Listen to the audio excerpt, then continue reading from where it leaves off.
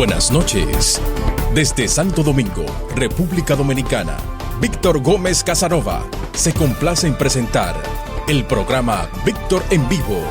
Otro nivel de información. Víctor en Vivo. Y con ustedes, Víctor Gómez Casanova. Hola, ¿qué tal? Muy buenas noches. Bienvenidos sean todos ustedes a una nueva entrega de su programa Víctor en Vivo, otro nivel de información.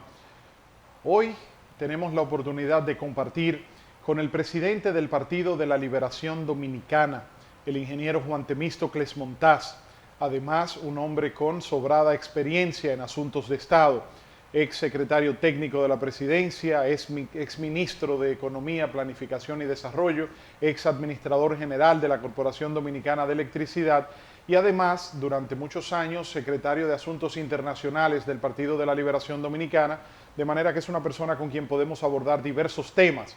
Pero, don Temístocles, buenas noches, bienvenido aquí a Víctor en Vivo. Encantado, Víctor, de estar contigo en tu programa y felicitándote. Gracias, don Temo. Sí. Pero la primera pregunta obligatoria, dado el nuevo contexto de este escenario político de hoy, es su valoración sobre la encuesta que publica hoy el periódico Diario Libre de la empresa Greenberg.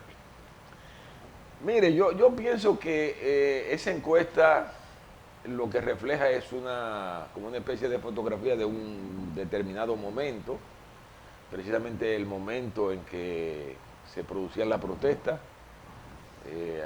frente a la Junta Central Electoral, pero las encuestas que estamos manejando de los últimos días dan resultados totalmente diferentes. O sea, yo creo que estamos volviendo ya a la situación que se tenía previo a la crisis que se generó con la suspensión de las elecciones del 16 de febrero. Si tú observas, esa encuesta se produce en el momento más difícil de esa crisis posterior a la suspensión de las elecciones. En el momento en que los ánimos estaban más exacerbados. Más caldeados. Yo pienso que han transcurrido ya un tiempo suficiente como para que las cosas cambien y es lo que estamos viendo en las encuestas que estamos manejando a nivel del gobierno. Además, esta encuesta muestra un reflejo de la competencia a nivel presidencial, sí, cuando lo que estamos es en la víspera de una elección municipal. Lo que está en debate es el tema municipal. Y lo que yo te puedo asegurar, porque estuve participando al lado del compañero Gonzalo Castillo, respaldando los candidatos nuestros en diferentes comunidades, que lo que hemos observado este fin de semana es un entusiasmo enorme en la fila del Partido de la Liberación Dominicana. Usted estuvo en el recorrido Barahona, San Juan, Asua. Es correcto, y en las tres provincias y fue me dicen que en Baní también, cuando venían. Sí, en Baní, cuando veníamos ya de Asua, la gente se lanzó a la calle. O sea, hay un entusiasmo en la gente del Partido de la Liberación Dominicana. Y además yo siempre he señalado que nosotros tenemos a nuestro favor que somos el partido mejor organizado que hay en el país, con estructura a nivel nacional, diseminado por todo el territorio nacional, pero además con los mejores dirigentes, con gente con capacidad, que ya tienen una gran experiencia en la celebración de estos torneos electorales. Pero además el PLD se ha preocupado mucho por encuadrar su gente, por organizar su gente, sabemos dónde está nuestra gente, y la línea que tenemos es de que a esa gente hay que llevarlo a votar, y estamos convencidos de que si llevamos a la gente a votar como va a ocurrir, el PLD va a ganar las elecciones municipales. Sin embargo, don Temo, vemos que se ha desarrollado una campaña de culpabilidad hacia el Partido de la Liberación Dominicana y sus partidos aliados, hacia el bloque progresista, y también hacia el presidente Danilo Medina y el gobierno, de la responsabilidad de la suspensión de las elecciones. Sí, pero es una torpeza, y además yo diría que las personas que se sienten a pensar fríamente lo que ocurrió, tienen que darse cuenta que tendríamos que ser muy torpes nosotros en el Partido de la Liberación Dominicana para propiciar una suspensión de las elecciones, cuando nosotros asegurábamos que íbamos a ganar esas elecciones. Nosotros, la preocupación nuestra es que lo que hemos señalado es que quienes pudieron orquestar ese sabotaje que nosotros denunciamos que se produjo en la Junta Central Electoral, son la gente que no le interesan ir a las urnas, no le interesa que se vean los resultados. Y los que se han beneficiado Claro, mediáticamente a través con de esta esta situación, claro. con esta situación. Pero el que se siente a reflexionar fríamente sobre la situación sabe muy bien que a quien no le convenía la suspensión de esas elecciones era el Partido de la Liberación Dominicana, por lo tanto seríamos torpes, seríamos estúpidos, que en un contexto donde nosotros asegurábamos que teníamos ganadas las elecciones municipales, que nosotros mismos produjéramos la suspensión de las elecciones. Don Temo, un dato que debe quedar para la historia. El domingo 16 de febrero, día en que se suspendieron las elecciones, el presidente de la Junta Central Electoral, Julio César Castaños Guzmán, dice que llamó por teléfono y conversó con el candidato presidencial del PRM, Luis Abinader, que se lo puso al teléfono el delegado político de esa organización, sí, Orlando Jorge Mera. También Luis Abinader, en un discurso que pronunció desde sus oficinas políticas, lo admitió, claro, que el presidente lo llamó, inclusive claro, fue más lejos. Dijo que él le planteó la suspensión de las elecciones donde se estaban presentando los problemas con el voto automatizado en 18 municipios y que el propio Luis Abinader le dijo que no, que tenía que suspenderse a nivel nacional. Posteriormente, en otro video que se filtró de don Julio César Castaño Guzmán, él dice que conversó con el presidente de la República. Después dijo que no, que había sido con usted que había conversado. ¿Cuál fue la situación de ese día y qué fue lo que pasó en esa conversación? Porque él debe haber conversado con usted en su condición de presidente de uno de los partidos que estaba compitiendo en ese proceso. Sin embargo, el señor Luis Abinader ni era candidato para esas elecciones municipales, ni tampoco es presidente de su partido. Sí, yo diría que a eso de posiblemente 8:30, 9 de la mañana, yo recibí una llamada de la Junta Central Electoral. Y el presidente de la Junta tomó el teléfono, habló conmigo y me expresó que se estaban presentando problemas en los lugares donde se estaba votando con el voto automatizado, que ellos, así mismo me reconoció, pensaban que el tema se iba a resolver, pero que ya la situación se estaba saliendo de control y que no tenían más alternativa que suspender las elecciones en los lugares donde se estaba celebrando con el voto automatizado, que no lo iban a suspender en la zona donde se estaba votando con el voto manual y que me lo estaban notificando. Efectivamente yo dije, bueno, si esa es la situación, porque ya previamente, desde la noche anterior, nosotros teníamos conocimiento de que se habían presentado problemas en lugares donde se iba a votar, no en los lugares, sino en los aparatos que se iban a utilizar para eso, que no subían determinadas candidaturas.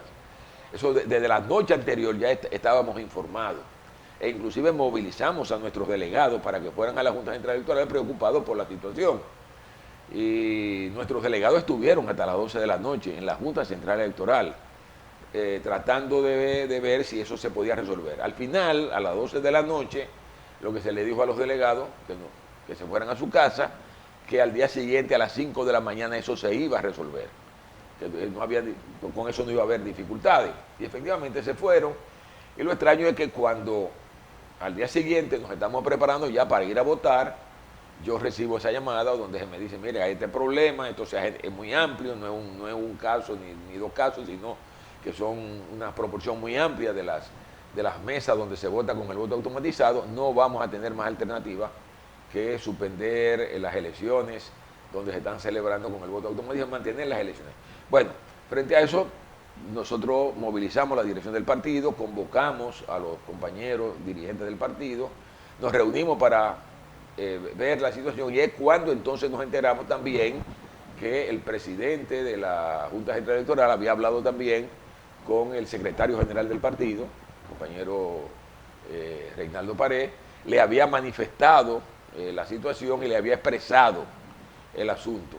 Ya en ese momento, yo estoy reunido cuando Reinaldo da a conocer la situación, yo estoy reunido con él y él ahí informa también que el presidente de la República no habló con el presidente de la Junta Central Electoral, y que lo que sí se le dijo a ellos era que nosotros lo que entendíamos era que en esa situación había que reunir al liderazgo político del país para tomar una decisión. Esa fue la idea, e inclusive esa fue parte de la conversación que yo tuve con el presidente de la Junta Central Electoral, la necesidad de reunir al liderazgo del país para tomar una decisión.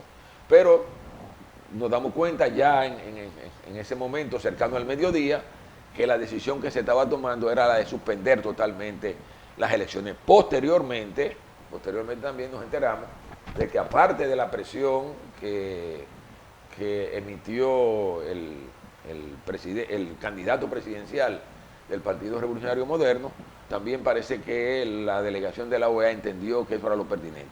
Pero fíjese usted, don Temo, cómo lo que ha salido a la luz pública es todo lo contrario a lo que usted señala. Claro. O sea, la conversación entre Juan Temístocles Montaz como presidente del PLD con el presidente de la Junta Central Electoral es en vías de procurar un consenso entre todos los delegados para resolver la situación. Sí. Sin embargo, lo que se quiere vender y lo que se ha traducido es como que hubo una componenda entre el presidente del partido oficial y la Junta Central Electoral para suspender el proceso. Claro que no, pero si tú observas la conversación que inclusive se circuló en los medios de comunicación, que la grabó alguien de los que estaba en la reunión, y me da la impresión que lo hicieron con mala fe, pero resultó que al final lo que quedó evidenciado era la doble moral de fundamentalmente los partidos de oposición, que le planteaban al presidente: suspéndela, que nosotros lo vamos a apoyar, que lo vamos a apoyar y que lo vamos a apoyar. Todo lo contrario. Y ya luego actúan de manera totalmente diferente. O sea, el tema de la doble moral y la hipocresía en la lucha política, o sea,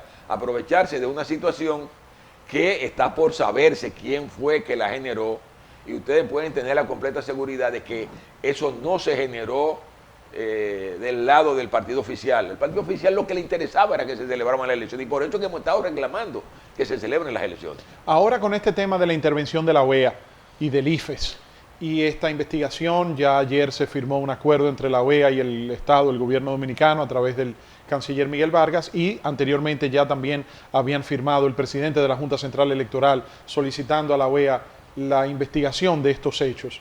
¿Qué expectativas tiene usted? ¿Cómo considera que esto pudiera favorecer al fortalecimiento democrático a través de esta investigación de la OEA? Mire, nosotros desde un principio, y tú recordarás que el comité político ese mismo día lanzó un comunicado, planteó de manera clara que se investigara y que se llegara al final, o sea, que se investigara a fondo y que se sometiera a la justicia, porque entendíamos que eso era un acto criminal. Pero también recordará que insistimos mucho en la necesidad de que la salida fuera institucional, que no se violentara el orden institucional en la República Dominicana, y que por tanto lo correcto era que se convocaran elecciones inmediatamente en un periodo no mayor de 30 días, como dice la ley, como establece la ley, y además mantener el criterio de que las elecciones municipales tenían que ser separadas de las elecciones congresionales y municipales, pero además insistimos mucho en el hecho de que los alcaldes y regidores y los directores, digamos, de distrito que van a ser electos, tienen que tomar posesión el 24 de abril. Eso está establecido en el orden institucional de la República Dominicana. Por tanto, nosotros como partido estábamos totalmente de acuerdo con que se hiciera lo que fuera necesario para que las elecciones se celebraran o se celebren el 15 de marzo. Y si eso implicaba que la OEA ayudara en el proceso, que la OEA se involucrara en el proceso, que el IFE investigara, que se llamara al quien fuera, que se hiciera, porque el Partido de la Liberación Dominicana era el más interesado en que se celebraran las elecciones. Esa era la idea. Sin embargo, ahora también hay ciertos actores que antes estaban exigiendo la investigación con la participación de la OEA, que ahora están descalificando a la OEA. Sí, porque es que en el fondo, Víctor, aquí hay gente que no quiere que le cuenten los votos. Esa es la realidad. Aquí hay sectores de la oposición que no quieren que le cuenten los votos y han estado incidentando, han estado creando todo tipo de problemas a los fines de que la oposición como bloque inclusive se abstenga de participar en ese proceso. Yo diría que lo ideal sería que los sectores sensatos de la oposición rechacen eso y que se preparen para participar en las elecciones. Yo creo que ahora hay una gran oportunidad. Mañana se va a celebrar una reunión a las 3 de la tarde en el Consejo Económico y Social, convocado por Monseñor Agripino Núñez Collado. Y ya nosotros le notificamos a Agripino Núñez Collado cuál era la delegación del Partido de la Liberación Dominicana. ¿Quiénes son? Que va a participar en esa reunión. Estará el secretario general del partido, el compañero Reinaldo Pared. Estará el compañero Francisco Javier García también, que es el encargado de estrategia de la campaña. Estará el compañero Monchi Fadul, que es nuestro delegado en la Junta Central Electoral. Estará el compañero José Ramón Peralta, miembro del comité político. Estará el compañero Bichari y estaré yo. Esa es la delegación del partido que estará mañana a las 3 de la tarde en esa reunión, y vamos en la mejor disposición de buscar crear las condiciones para que las elecciones del 15 de marzo se celebren sin ningún tipo de contratiempo. Sin embargo, ingeniero Juan Temístocles Montaz, en esa reunión de mañana a las 3 de la tarde para iniciar este proceso de diálogo, no estará presente el partido Fuerza Pueblo, Fuerza del Pueblo, porque he visto que a través de las redes sociales varios de sus dirigentes inclusive han cuestionado a sus aliados del PRM por haber aceptado esta propuesta del empresariado del CONEP, que ha tenido la iniciativa de convocarles a ustedes, los diferentes actores políticos. Sí. La información que manejo hasta hace una hora es que los integrantes o la dirección política de la Fuerza del Pueblo hasta ahora no ha dicho si va o no va. Eso no, o sea, todavía no está claro, pero ya sí la dirección del PRM ya informó cuáles van a ser sus delegados. No sé quiénes son, pero sí me dijeron que ya notificaron. Y por tanto, si la gente de la Fuerza del Pueblo, que no tienen ningún interés en que le cuenten los votos, no van, pues bueno, lo discutiremos con la gente del PRM y estaremos en las condiciones de llegar a acuerdo con ellos. Don Temo, usted conoce bien a Leonel Fernández, lo conoce no solamente desde el punto de vista político, sino desde el punto de vista personal, porque siempre se ha sabido que Leonel Fernández, Danilo Medina y Juan Temístocles Montaz fueron los tres principales dirigentes que encabezaron el proceso de relevo generacional en el Partido de la Liberación Dominicana, y que después de las elecciones de 1990 a ustedes tres le correspondió en una especie de troika concientizar al profesor Juan Bosch sobre las necesidades del relevo de una nueva generación en la participación de la dirección política del PLD, y fue esa estrategia de ustedes, con acercamiento inclusive táctico al entonces presidente Joaquín Balaguer y al Partido Reformista, que llevó a la alianza del Frente Patriótico y que terminó llevando al PLD por primera vez en la historia al poder y al doctor Leonel Fernández a la presidencia. ¿Qué pasa con las relaciones personales y políticas del doctor Leonel Fernández, expresidente de la República, con ustedes? ¿No es posible visualizar un entendimiento, una reconciliación que entienda que pueden salvarse las diferencias entre sus viejos compañeros y amigos, o usted entiende que ya es irreversible su apoyo al partido PRM? Mire, yo en política nada es definitivo, pero en este momento es muy difícil que se pueda lograr un entendimiento en política entre Leonel Fernández y su equipo y el Partido de la Liberación Dominicana, por una razón elemental. Yo he señalado, y lo quiero reiterar, de que en el caso de Leonel Fernández hay un problema de obsesión con el poder, obsesionado con el poder. Leonel Fernández es un enfermo del poder. Y entendió, yo siempre he dicho que cuando él sale del gobierno en el año 2012, él entendió que su salida era una vacaciones, se iba de vacaciones. Un año sabático. Un año sabático, y que Danilo tenía eso ahí prestado. Y que claro, y que Danilo en algún momento tenía que devolverle a él el poder. Él, ya en el 2016, su comportamiento mostraba que eso era lo que él creía, que Danilo tenía que devolverle a él el gobierno en el año 2016. Y obviamente, como no fue posible, se preparó mentalmente para que eso ocurriera en el año 2020. O sea, y evidentemente que cuando una persona se obsesiona con el poder, cuando se enferma por el poder, es muy difícil que se pueda llegar a acuerdo, porque todo es en función de él, todo es en función de él.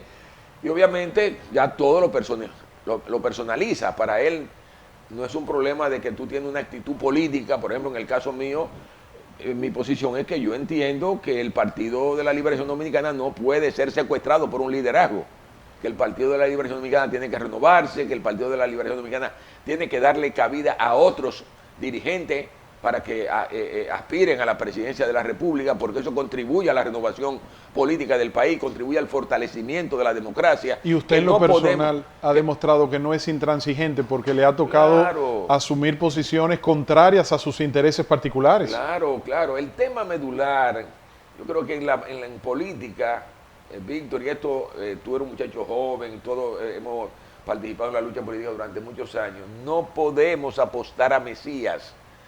Nadie es imprescindible en la política, nadie es insustituible en la política. Tú recordarás, tú a lo mejor estabas muy joven, yo también era muy joven, cuando muere Trujillo, no sé si tú habías nacido. Pero yo nací en el 76. Bueno, yo había nacido, pero yo recuerdo lo que era este país lo habían educado en la idea de que sin Trujillo este país se desplomaba, que no había manera de que el país pudiera existir sin Trujillo. A los 3 meses estaban los dominicanos en la calle reclamando que se fueran los Trujillo. Y el país siguió para adelante, Entonces, los dominicanos no podemos apostar a Mesías. Y ese es el problema del ex compañero Leonel Fernández, que entiende que él está por encima del bien y del mal. Nos veía a nosotros por encima de la ropa, por encima de los hombros. Éramos sus subalternos, no sus iguales. Y resulta que Juan Bosch creó un partido de iguales. Eso era lo que nos decía, este es un partido de iguales, de dirigentes. Entonces, yo veo muy difícil que nosotros podamos llegar a entendimiento con el expresidente Leonel Fernández, y obviamente en esa actitud de obsesionado con el poder, ahora está obsesionado con sacarnos del poder. Esa es la idea. La idea de Leonel es sacar al PLD del poder. Algo parecido a lo que pasó con el licenciado Toy de Camps en el año 2004, que salió del PRD, presentó una alternativa con su candidatura a la presidencia, pero todos sabíamos que era más para que Hipólito Mejía no pudiese reelegirse que para él ganar las elecciones. Claro, aun cuando yo te diría que en aquel entonces el problema fundamental fue la crisis que se le presentó a Hipólito. La crisis económica. Sí, yo siempre he señalado y lo he dicho, que lo que favoreció grandemente, hubieron 2 hechos que favorecieron grandemente al PLD en el año 2004. Uno, primero la muerte del doctor Balaguer, muere el doctor Balaguer, ese balaguerismo, que no era reformista, que tú lo sabes muy bien, que había mucha gente que te decía, yo soy balaguerista, yo no soy reformista. Esa gente, al no tener un liderazgo, vieron en el PLD, y en ese caso concreto al ex compañero Leonel Fernández, como una alternativa, y se inclinan con el PLD. Yo manejaba las encuestas en ese entonces, recuerdo que todavía antes de que se produjera la crisis bancaria del 2003-2004, cuando se hacían las encuestas, todavía el PRD salía adelante. Nosotros ya bastante pegados, ya luego de la muerte del doctor Balaguer, porque durante mucho tiempo, mientras Balaguer estuvo vivo, aquí era PRD de primero y Partido Reformista y PLD casi pegados, los dos, tal y como quedamos en el 2000. Como quedamos en las elecciones del 2000. Cuando Balaguer muere, al poco tiempo esas masas se desplazaron hacia el PLD, y entonces ya se produce un acercamiento entre el PLD y el PRD, que ya luego va a ser desbordado por el PLD cuando se produce la crisis bancaria del 2003, del 2004. O sea, si eso no ocurre, con toda seguridad que Hipólito hubiese seguido en el gobierno con todo y la actitud de Atuey, que lo hacía también por un criterio de que entendía que el PRD tenía que apostar a la no reelección. Fíjate cómo todo el tema de la reelección siempre se ha convertido en este país en un problema medular para los partidos, que ha contribuido en gran medida a la división y al fraccionamiento de las organizaciones políticas en la República Dominicana. Ahora, don Temo, viendo el escenario actual, evidentemente que la suspensión de las elecciones ha afectado la imagen del partido oficial y de todos los partidos aliados, porque han empezado a presentarse una serie de protestas sociales y movimientos que responsabilizan injustamente, por lo que usted nos ha explicado, al partido de gobierno y al candidato del partido de gobierno, al licenciado Gonzalo Castillo, y al propio presidente de la República, Danilo Medina, de la suspensión de las elecciones. Mas, ¿cómo entiende usted que eso afectaría a los resultados de las elecciones municipales del 15 de marzo? Mire, yo te insisto, Víctor, que si el partido hace lo que tiene que hacer, y en este caso es llevar a la gente a votar, nosotros vamos a repetir lo que iba a ocurrir el 16 de febrero. Nosotros tenemos organizado, lo digo organizado, es encuadrado, cerca de 2.8 millones de compañeros en el país entero. Y el trabajo que vamos a hacer es llevar a esa gente a votar.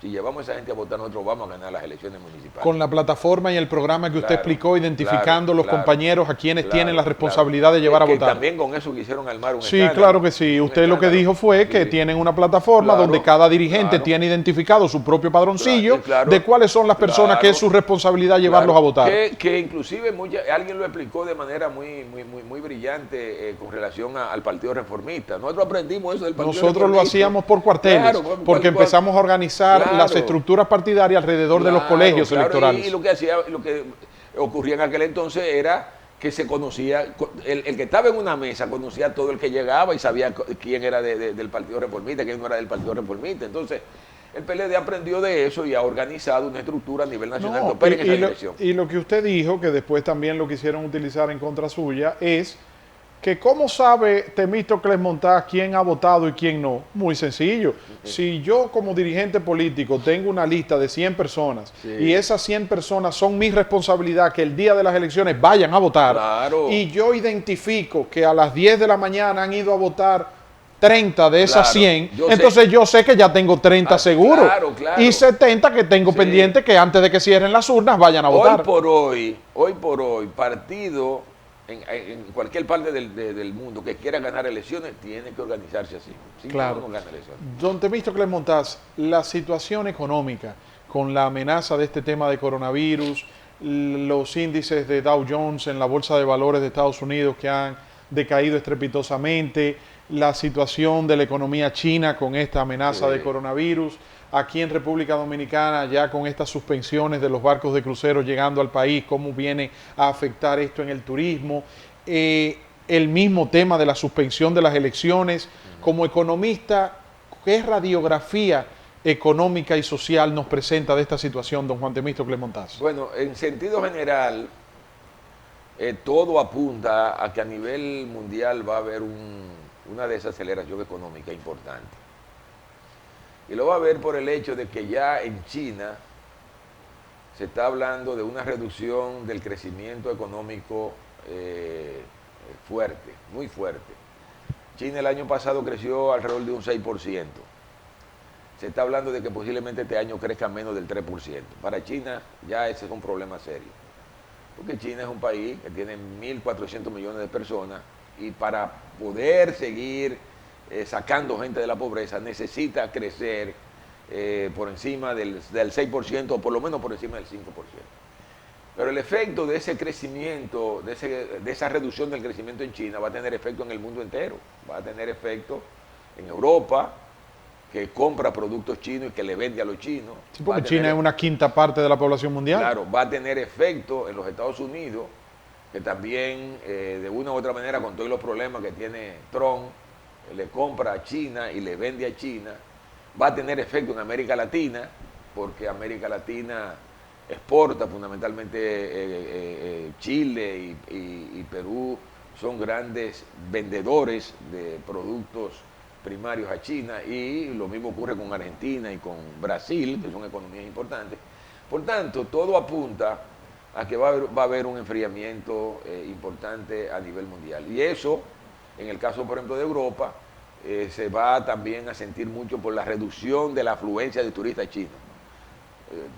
Lo que viajamos, lo estamos viendo. Nos damos cuenta muchas veces cuando vamos a Europa de la cantidad de chinos que hay. Inclusive hay tiendas en Europa que han especializado zonas nada más para los chinos.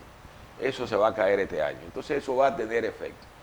Y sin lugar a duda eso se va a reflejar en la República Dominicana. No lo podemos negar. Lo que quisiéramos es ver si esto puede ser de corta duración, si este proceso se reduce, la duración de esta situación, si se pueden encontrar las vacunas necesarias para afrontar esto lo más pronto posible, porque de lo contrario, si esto se extiende mucho tiempo, el efecto sobre la economía puede ser mucho mayor que lo que aún se está previendo. Lo importante es, bueno, es que nos preparemos en la República Dominicana. Yo creo que desde el punto de vista político, lo que hay que tratar un poco es de apostar más al mercado interno ahora, promover políticas que promuevan la demanda interna en la República Dominicana, porque sin lugar a dudas que vamos a ver efectos en el turismo, es innegable, y ojalá que eso no tenga también efectos en las exportaciones de la República Dominicana. Pero hay que prepararse mentalmente para ver un país que va a crecer posiblemente menos que lo que creció el año pasado. Medidas que pudieran tomarse desde el gobierno de la República Dominicana para paliar, para contrarrestar y prepararnos para esa situación. No, tiene fundamentalmente medidas de corte sanitarios. O sea, yo creo que hay que desarrollar ahora con más insistencia una campaña fuerte a nivel de la población para que se entienda la gravedad de este problema, de que no es un problema sencillo, de que ya en muchas partes del mundo se están produciendo muertes. Ya en Italia hay muerte, ya en Europa, en varios países hay muerte. En Estados Unidos. En Estados Unidos hay muerte, por no decir China y los países asiáticos.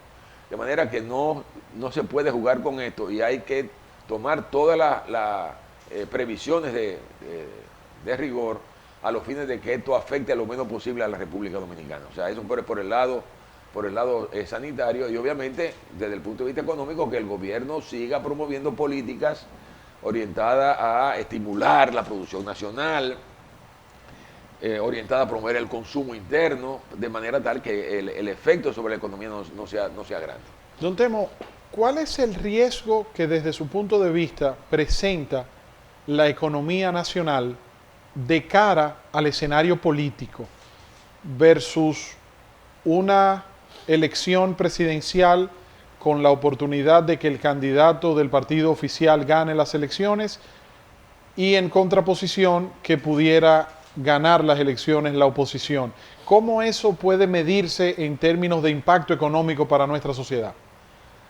Yo diría que sí, es buena pregunta, Víctor. Yo pienso que una victoria del candidato del partido de gobierno tendría a su favor que va a contar con un equipo experimentado, que domina ya la técnica para mantener creciendo la economía. O sea, yo creo que Gonzalo tendrá a su favor un gran equipo de personas que ya saben qué es lo que tenemos que hacer para que el país siga hacia adelante. Obviamente, no estoy tan seguro de que eso ocurriría si gana la oposición. Y entonces ahí vendría el peligro de que un cambio de gobierno muy bien pudiera producir una cierta ralentización de la economía, enfriamiento de la economía, y ya en ese contexto eso sí pudiera traer serios problemas políticos a la República Dominicana. Yo pongo siempre el ejemplo de que lo que ocurrió en Brasil, por ejemplo, con el partido de Lula, no puede verse desvinculado de la situación de enfriamiento que se produjo en Brasil. Después de la destitución de Dilma. No, desde antes. Ya desde la salida de Lula. Ese proceso empezó desde antes. Ya cuando Dilma va a su segundo mandato, ya Brasil había entrado en un proceso de enfriamiento económico como consecuencia de que China también había entrado en un proceso de enfriamiento. Recuérdate que China tuvo un momento en que crecía casi al 10 y al 12% todos los años, y de buena primera te baja al 7, te baja al 6, y eso se reflejó en menos compra de soya en Brasil, menos compra de productos que se generaban en Brasil, y eso terminó enfriando la economía brasileña, porque es bueno que se entienda que uno de los problemas fundamentales de los países del Cono Sur es que han terminado dependiendo fundamentalmente de las exportaciones a China. En la medida que China se enfrían. Entonces, eso generó una ralentización del crecimiento en Brasil, y obviamente, en la medida en que tú creces menos, eso se refleja en menos reducción de la pobreza, e inclusive gente que sale de la pobreza cuando el crecimiento es menor termina volviendo a la pobreza, y eso es lo que ocurrió en Brasil, que gente que salieron de la pobreza, gente que llegaron a ser clase media de buena primera, echaron para atrás y entonces terminaron culpando al gobierno de esa situación, evidentemente en un contexto donde también se habían presentado problemas, digamos, de corrupción y de cosas. Todo eso agravó el problema, y eso es lo que produce, lo que produjo lo que ha ocurrido en Brasil y lo que ha ocurrido en varios países. Sí, porque por ejemplo vimos la situación de Argentina, claro, después de haber mantenido un crecimiento económico sostenible a través de los gobiernos de los Kirchner, sí, tanto de Néstor como claro, de Cristina, sí, después vimos que cuando llega Macri, sí, se presenta una reversa. Después también porque lo propio... a Macri le tocó, y esto es importante, a Macri le tocó gobernar en el momento en que se produce el enfriamiento de la economía china, y Argentina le vendía cantidad enorme de soya y de trigo y de productos sí, agrícolas a China, y eso impacta automáticamente en Argentina y crea la situación que ya del todo es conocida. Pero yo creo que tu pregunta es muy importante. O sea, yo creo que lo que está en juego es la posibilidad de que el país siga siendo manejado por gente con experiencia, con capacidad, que sabe cómo hacer frente a los problemas. Yo siempre pongo de ejemplo lo que ocurrió aquí entre el 2004 y el 2008. Llegamos con una crisis en el 2004, sacamos al país de la crisis, acabamos de salir de la crisis cuando viene la crisis del petróleo. En el año 2008, tú recuerdas que el petróleo llegó casi a $150 el barril. No impactó como impactó en otros países. ¿Por qué? Porque se manejó de manera adecuada la economía. Viene la crisis económica internacional. Inmediatamente después de la crisis petrolera se cae la economía mundial. La República Dominicana creció. O sea, crecimos menos, pero crecimos. O sea, ¿por qué? Porque los que manejamos la economía en ese momento sabíamos lo que había que hacer. Y ese ha sido, yo diría, que el historial del Partido de la Liberación Dominicana en los gobiernos que ha tenido. Por tanto, yo creo que también en este proceso que hay ahora en nuestra república, la República Dominicana, lo que se está debatiendo es eso, es a quiénes le vamos a entregar el rumbo del país. Sí, se lo vamos a entregar a gente que sabe cómo hacer las cosas, o si se lo vamos a entregar a gente que nadie asegura que tengan la experiencia suficiente para enfrentar situaciones difíciles como la que ya vamos a vivir en República Dominicana como consecuencia de la situación internacional. Fíjese el ejemplo de Chile, por ejemplo, un país que era presentado como modelo a seguir en América Latina, con los más altos índices de crecimiento, de desarrollo, de institucionalidad, y de buenas a primeras también se ha visto en una situación de mucha alarma social. Sí, en Chile hay un problema serio, que ha sido uno de los grandes debates. Chile es hoy posiblemente el único país de América Latina con indicadores económicos propios de país desarrollado. O sea, Chile tiene ya una producción per cápita, un ingreso per cápita, que lo cataloga como un país de ingreso alto o muy alto. Pero además, Chile está catalogado como el país más competitivo de América Latina. No hay un país en América Latina que sea más competitivo que Chile. Sin embargo, se presenta esta situación, y eso tiene que ver mucho con el tema social. Hay un problema serio social. Hay una persona un gran amigo mío, que fue vicepresidente de la Argentina, que yo pienso que tú lo conoces, porque inclusive estuvo aquí en una ocasión invitado por nosotros en el año 2004, vino aquí a la República Dominicana, y que se llama Chacho Álvarez, que fue vicepresidente. Claro que sí. Sí, señor. Y estando yo en Argentina ahora, hace unos meses, precisamente coincidiendo con los acontecimientos que estaban produciendo en Chile, él me dijo que el problema de Chile es que Chile no es una economía de mercado, es una sociedad de mercado. ¿Qué significa eso? Y con eso, lo que él me quería expresar es que en Chile todo es mercancía. La educación es mercancía, la salud es mercancía, los seguros, el agua es mercancía, todo es mercancía.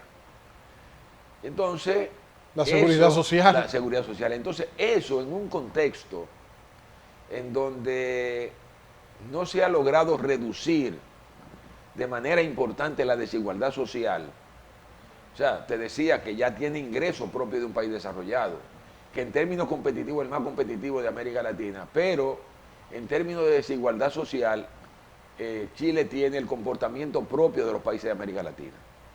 Entonces, eso, el hecho de tú ser una sociedad de mercado, que es muy importante diferenciarlo de lo que es una economía de mercado. Por ejemplo, nosotros aquí estamos identificados con la idea de la economía de mercado. Pero una cosa es eso y otra cosa es que tú permitas que la sociedad entera se convierta en sociedad de mercado, en donde todo sea mercancía. No puede ser. Pues ahí entonces el Estado deja de jugar el papel redistribuidor que le corresponde para garantizar que la riqueza se distribuya mejor, que se reduzca la pobreza, que pueda haber una expansión importante de la clase media. Entonces en Chile ese ha sido uno de los graves problemas que en gran medida se refleja en esos acontecimientos que ya todo el mundo conoce, no solamente aquí, sino en toda América Latina. De manera que yo creo que hay una gran lección que hay que aprender para todas aquellas líderes políticos en el continente y aquí en la República Dominicana, preocupados por entender que los gobiernos tienen un papel fundamental en la redistribución de la riqueza en los países y que en sociedades como esta, que han sido tradicionalmente pobres, el gobierno tiene que trabajar para tratar de crear las condiciones que permitan que la gente salga de la pobreza, la gente llegue a los niveles de clase media y seguir creando las condiciones para que hayan buenas carreteras, que no se privaticen las carreteras, porque ese es el otro elemento de una característica, digamos, de una sociedad de mercado. Que se privatice el servicio de salud. Que no se, correcto. Todo ese tipo de cosas son elementos fundamentales que hay que tener en cuenta porque al final terminan generando explosiones. Don Temo, ya entrando a la parte final del programa, compartir con usted su visión sobre las propuestas electorales del candidato opositor del PRM y el candidato oficial Gonzalo Castillo. ¿Por qué el dominicano que le está escuchando y que le está viendo, independientemente de que usted sea el presidente del partido de gobierno, por qué debe votar por Gonzalo Castillo y no por Luis Abinader? Bueno, yo lo que reitero es que lo que hay que tener muy en cuenta es que con Gonzalo hay garantía de que vamos a mantener la estabilidad política, la estabilidad económica y la estabilidad social en la República Dominicana. Yo he señalado que al PLD se le tendrá que reconocer en algún momento que es el partido que le ha garantizado a la República Dominicana el mayor periodo de estabilidad política, económica y social en toda la historia republicana. Y la garantía de que eso siga es que el gobierno siga en manos del Partido de la Liberación Dominicana, que el compañero Gonzalo Castillo sea el próximo presidente de la República, porque garantiza que el gobierno siga jugando un papel importante en el mejoramiento de las condiciones de vida de la población, comprometido con las políticas públicas que ha puesto en marcha el compañero Danilo Medina, que han ayudado enormemente a reducir pobreza y a reducir desigualdad. Para que tú tengas una idea, que es un elemento muy importante. Cuando Danilo llega al gobierno, los niveles de pobreza en la República Dominicana eran cercanos al 40%, hoy están en 19%. O sea, en eso ya casi 8 años de gobierno ha habido una reducción importante de la pobreza en la República Dominicana y obviamente concomitantemente con eso un crecimiento importante de la clase media. Por eso yo he estado señalando de manera reiterada que hoy por hoy nosotros podemos decir que ya la República Dominicana es una ciudad de clase media. Y tú lo puedes ver cuando sales aquí a andar a la ciudad. O sea, nada más hay que ver el tránsito, nada más hay que ver la cantidad de vehículos que se mueven a diario en la ciudad de Santo Domingo para uno darse cuenta de que ya nosotros tenemos en la República Dominicana una ciudad de clase media. Sin embargo, don Temo, parecería como si ese crecimiento económico en esas urbes, porque antes la sociedad dominicana era mayoritariamente rural, Sí. Hoy día es mayoritariamente urbana. Urbana. Sin embargo, don Temo, nunca olvido que para las elecciones congresuales y municipales del año 2002, Hipólito Mejía decía, siendo presidente de la República, el PLD no saca 2 senadores, y si saca más me voy a sembrar yuca, usted recordará, ¿no? Sí, sí. Y efectivamente, el PLD en ese momento ganó la senaduría y la alcaldía de la capital. Así es. José Tomás Pérez y Así Roberto es. Salcedo, que ahora tomó la decisión de renunciar del PLD. Sin embargo, nunca olvido, en ese momento yo trabajaba en el Gobierno de la Mañana, en la Z101, que Julio Martínez Pozo hizo un análisis y dijo, sí, perdimos las elecciones congresuales y municipales. Sin embargo, por primera vez en la historia, el PLD alcanzó una votación superior al 40% de los votos. Y fue muy cerrado el margen con el que perdimos en la Santo Domingo Este, Santo Domingo Oeste, el Gran Santo Domingo, aquí en la capital ganamos, en Santiago. Y entonces dio a demostrar que la principal fortaleza política del PLD en ese momento, 2002, fue en los grandes centros urbanos. Sí, sí, sí. Hoy parecería todo lo contrario, que el PLD ha tenido un movimiento, un desplazamiento de sus simpatías sociales. Hay una mayor concentración de fuerzas a favor del PLD en los campos, en el interior del país, y se ha debilitado la simpatía del PLD en las ciudades, en las zonas urbanas. Sí, bueno, eso obviamente tiene que ver con la política que ha puesto en marcha el compañero Danilo Medina, que ha potenciado mucho la zona rural. La zona rural yo creo que ha sido muy beneficiada por la política que ha puesto en marcha el compañero Danilo Medina. Y esto es muy importante porque eso que tú señalas es real. Todavía en el año 2012, cuando Danilo gana las elecciones, cuando hicimos el análisis de las elecciones, de los resultados electorales, observamos que el PLD ganó esas elecciones porque ganó las ciudades, perdimos el campo. Y lo que se le planteaba al ex compañero Leonel Fernández en aquel entonces era que eso había ocurrido porque durante la gestión gubernamental del ex compañero se había descuidado mucho el sector agropecuario fundamentalmente. El compañero Danilo Vidal vino, cambió la situación y hoy evidentemente que hay un apoyo importante. Habrá que ver qué va a ocurrir en las elecciones ahora de municipal.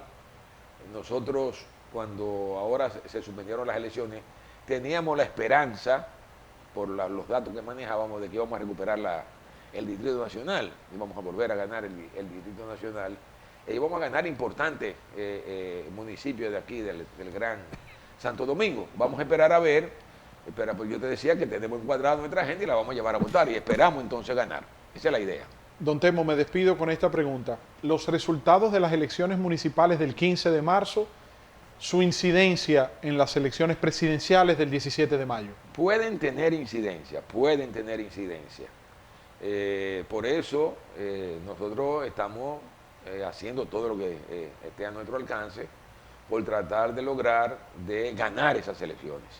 Porque entendemos que una victoria a nivel municipal es una indicación de lo que va a ocurrir en mayo. Eso sin lugar a duda va a tener impacto, y por eso a los compañeros del Partido de la Liberación Dominicana lo invitamos a que se integren en cuerpo y alma a trabajar para ganar esas elecciones. Muchísimas gracias, don Temo. Un gran placer haberle tenido por acá en este conversatorio. Gracias por expresarnos sus ideas, puntos de vista y opiniones. Gracias a ti. Señores, a ustedes las gracias. Miren, no quiero despedirme, con el permiso de don Temístocles Montaz, con una reflexión breve. Se publicó una encuesta en la mañana de hoy. El periódico Diario Libre publicó la encuesta Greenberg.